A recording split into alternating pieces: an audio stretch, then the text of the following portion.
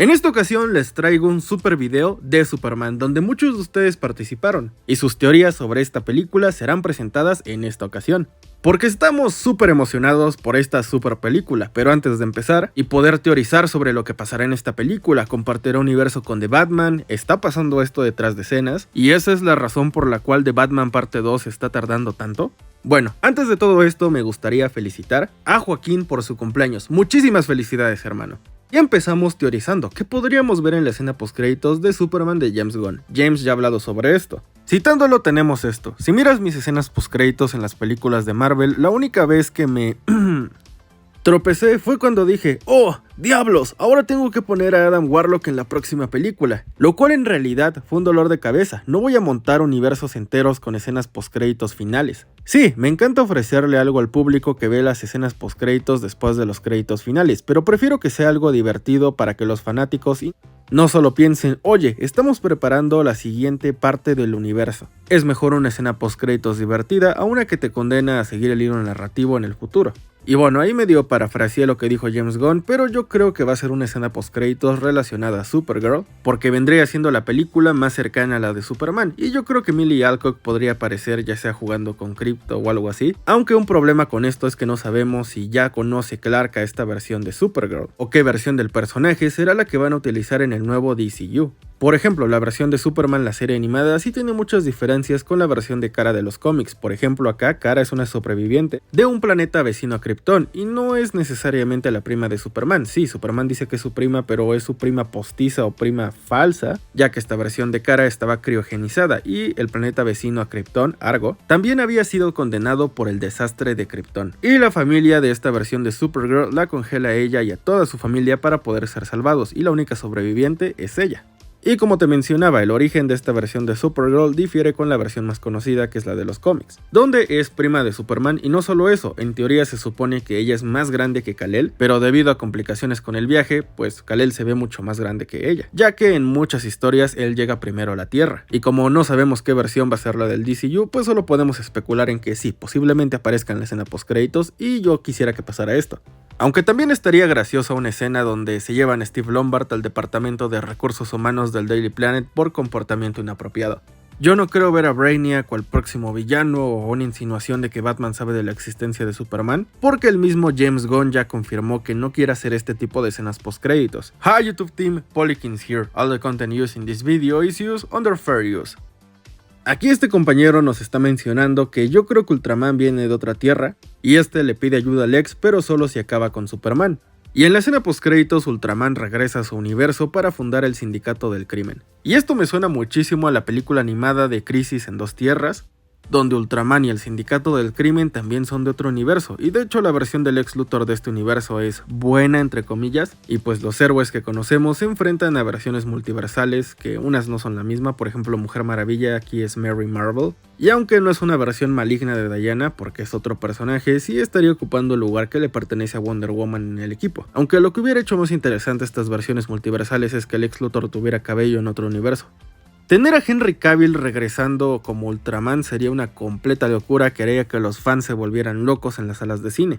Aquí Alex nos comenta que podría tratarse de una versión malvada de Superman, o sea Ultraman, pero al final pues gana el Superman de David Corenswet porque es el protagonista. Y basándonos en el tráiler, el Superman de David Corenswet es mucho más débil que el Superman de Henry Cavill, físicamente hablando. Emocionalmente tal vez no, pero pues este es un Superman que no se ve tan poderoso y endiosado como el de Henry Cavill.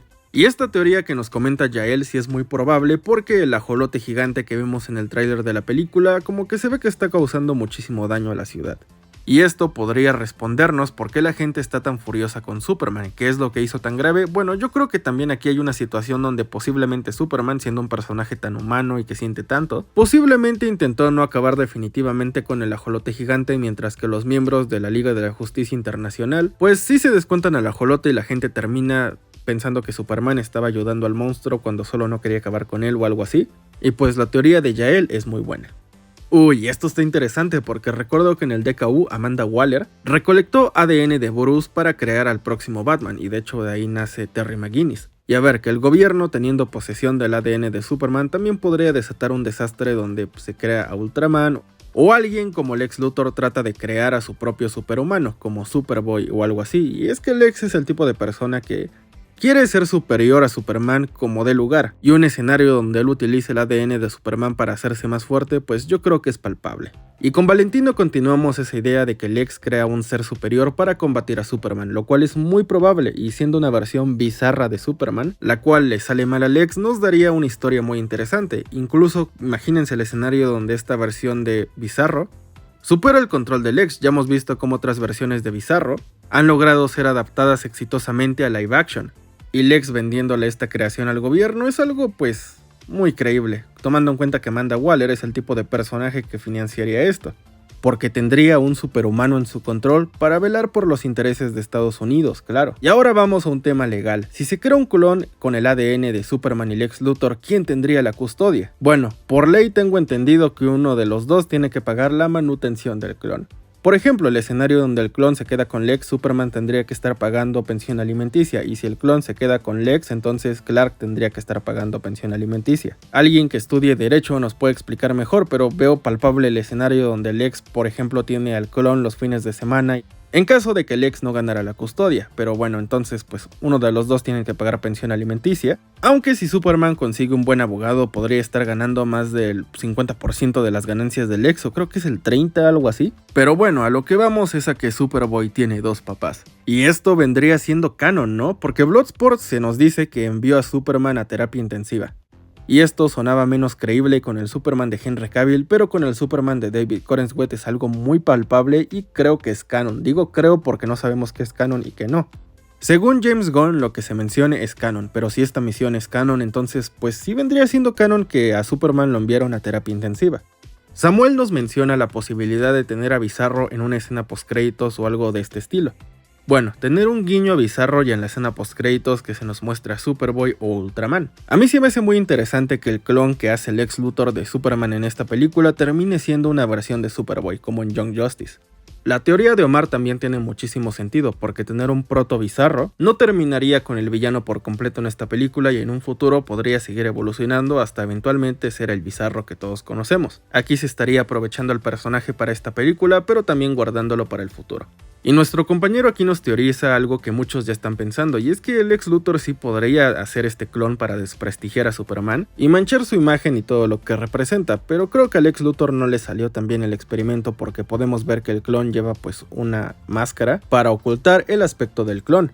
Francisco nos comenta que podría tratarse de una combinación entre Bizarro y Doomsday, y esto sería muy interesante, porque si nos damos cuenta el aspecto de este villano, se parece mucho al de Doomsday, especialmente el Doomsday con su trajecito con los gogles, aunque el diseño del vestuario podría ser una referencia que James Gunn dejó. Y la siguiente teoría es muy triste, pero en el tráiler no podemos ver a Martha Kent y sí podemos ver a Jonathan Kent, y sabemos que en el lore de Superman es usualmente Jonathan Kent el que fallece y no Martha. Usualmente un ataque al corazón el cual Superman nunca puede evitar. Y aunque bien puede que esta escena se trate de un flashback, también podemos tener un flashback de Martha Kent, sabemos que ya fue casteada en la película. Y yo sí veo muy probable este escenario donde podríamos ver a Superman peleando contra la pérdida de un ser querido. Y en esta teoría regresamos a eso de que esta versión de Ultraman podría tratarse de Doomsday en sus inicios, y por eso es que deja muy mal herido a este Superman. Aunque en casi todas las versiones Doomsday tiene sus inicios alienígenas, recientemente hemos tenido versiones del villano, por ejemplo la de Superman y Lois, donde pues aquí en la Tierra fue donde se le dio creación al monstruo. Y no solo eso, con esta versión Lex Luthor también está involucrado, hasta la versión chafa del DC Extended Universe de Doomsday también fue creada en la Tierra por Lex Luthor, sí, con tecnología kryptoniana, pero pues estos Doomsday no son kryptonianos. Legalmente nacieron en tierra americanas y ve tú a saber qué les van a hacer si no pagan sus impuestos. Y en esta teoría se menciona que Ultraman será el hijo perdido entre Superman y Supergirl.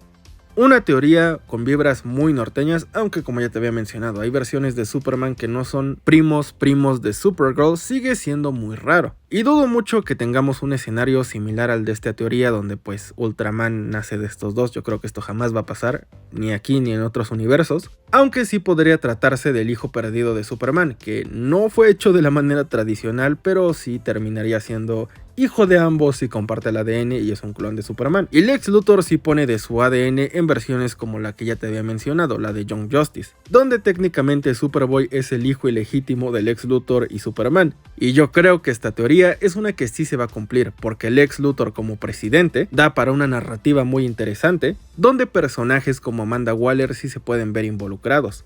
Y si el DCU triunfa, yo creo que sí vamos a ver a Lex Luthor como presidente. Y aquí Miguel, más que darnos una teoría, nos da casi un hecho, donde esta versión de Superman pues refleja todo lo que la gente no quería ver en el héroe. Sí, una minoría muy vocal quería esta versión, pero no conectó con ella, y el problema no es que fuera realista, el problema es que no les gustó la versión de Superman del DC Extended Universe, aunque si este era verdaderamente el problema se demostrará con la taquilla de la película. Y terminamos este video de sus teorías con esta de acá que me gustó mucho. Y que Lex Luthor esté usando al Erradicador sería súper interesante. En esta imagen, que forma parte del avance que podemos ver en cines de Superman de 2025, podemos ver a Lex junto al misterioso villano, pero en el fondo tenemos un tipo de arquitectura que podría tratarse de la Fortaleza de la Soledad. Y como esta teoría nos expone, una inteligencia artificial creada por Lex Luthor, desarrollada a partir de tecnología kryptoniana, resolvería el misterio. Muchos dicen que podría tratarse de Ulises, otros que Bizarro, el inicio de Doomsday, la versión multiversal de Ultraman o utilizar al Erradicador. Me la pasé muy bien teorizando con ustedes y cerraremos el video con The Batman parte 2. ¿Por qué se está tardando tanto? ¿Es porque veremos a Robert Pattinson como el Batman del DCU? Bueno, hay muchos rumores al respecto, pero solo eso, rumores.